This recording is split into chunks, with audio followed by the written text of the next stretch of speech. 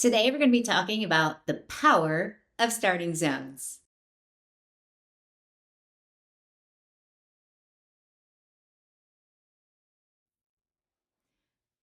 Hi, everybody. My name is Marcia, and today we're talking about starting zones. I'm going to showcase 3 different ways to set up starting zones. What are starting zones? Well, starting zones are a way for students to know exactly where to sit when they come into your classroom. On the board or on a poster, you're going to have it set up where it's going to say who's going to be starting in independent practice, digital content, future ready, and even inside a small group. So, you ready? Let's get started. The first resource that I'm going to showcase is Group.School. Group.School sets it up so you can put your students' names for each one of your classes that you teach into this program. Then you can set up different attributes. The free version gives you 2 attributes that you can use. So maybe you want to do it by ability level and maybe by who are good, strong leaders. Or maybe your other attribute is who to stay away from who, like a game of keep away.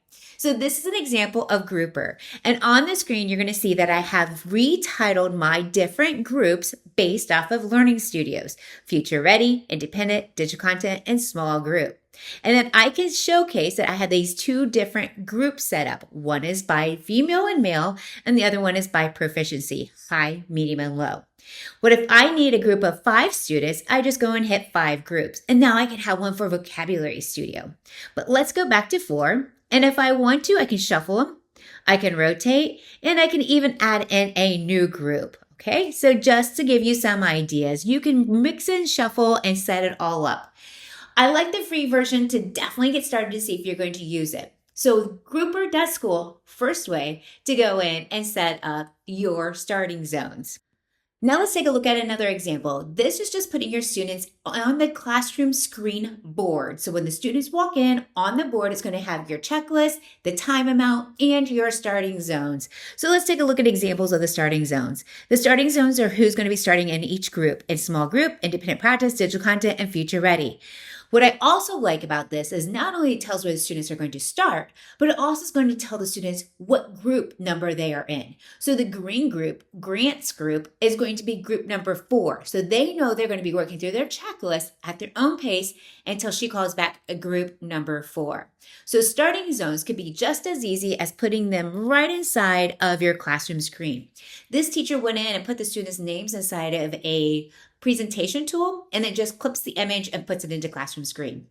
So Grouper.School number 1, classroom screen number 2. And the third way that we're going to explore is just a plain poster. So I have here an example of a poster, but some teachers just go and type the students' names up and just have it posted by their door.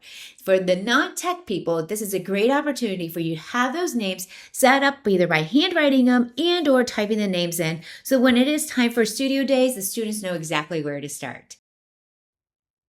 Starting zones is a great way to ensure that your students start at a studio that's going to be the most beneficial.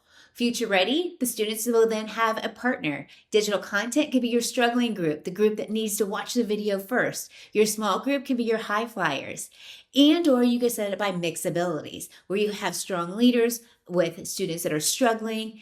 It's your classroom. Go ahead and just try starting zones. It's a great way to increase that student ownership by telling them where to start and then where they can go to